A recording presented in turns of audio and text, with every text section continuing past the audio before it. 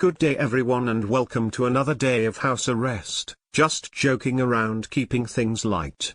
I realize that for most people times are hard, and today is another boring day sitting around at home and looking out of a window, or maybe watching the news on TV, or if you're like me you are reading all day and trying to understand what in the hell is really going on.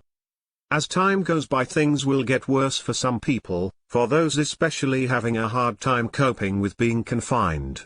We are social creatures by nature and the mind is very fragile, and sometimes without any warning the mind will simply decide to rewrite a new version to a new story. We have all heard stories from time to time, stories about people going crazy in their homes.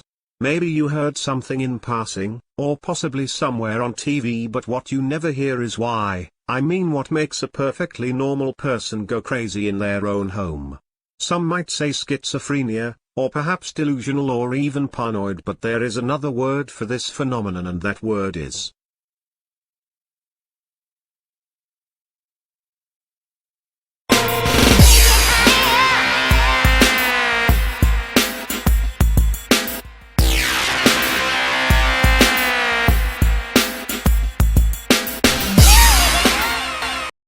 cabin fever. Is very real and becoming a new problem.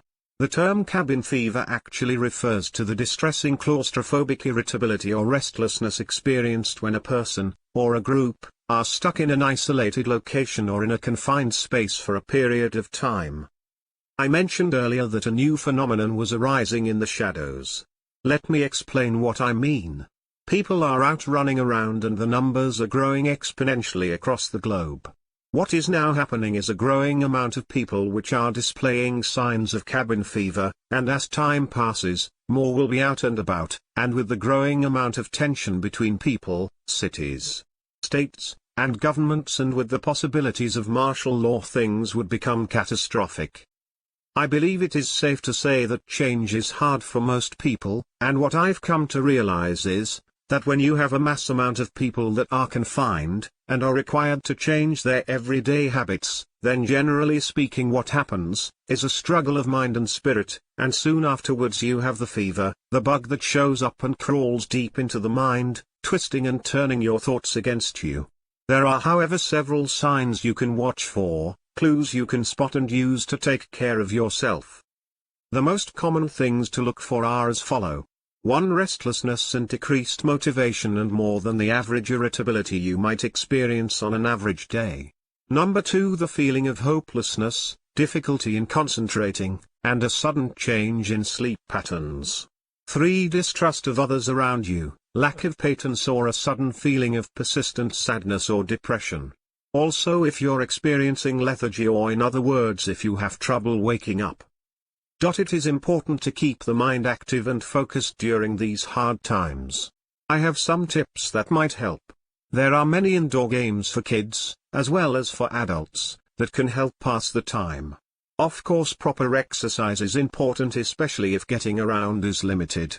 Indoor exercise could be push-up, squats, burpees, lunges, and planks.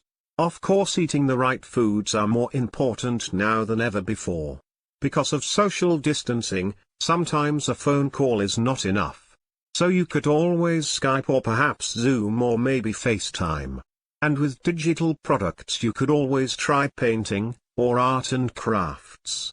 And with all the online games there should not be any problems for the kids to keep busy, but to keep the balance there are many board games for the whole family to enjoy as well. I would like to say thank you for joining me today, and as always be well, be safe, and always remember that creation is yours. If you enjoyed this presentation please tap the like button, and please remember to subscribe.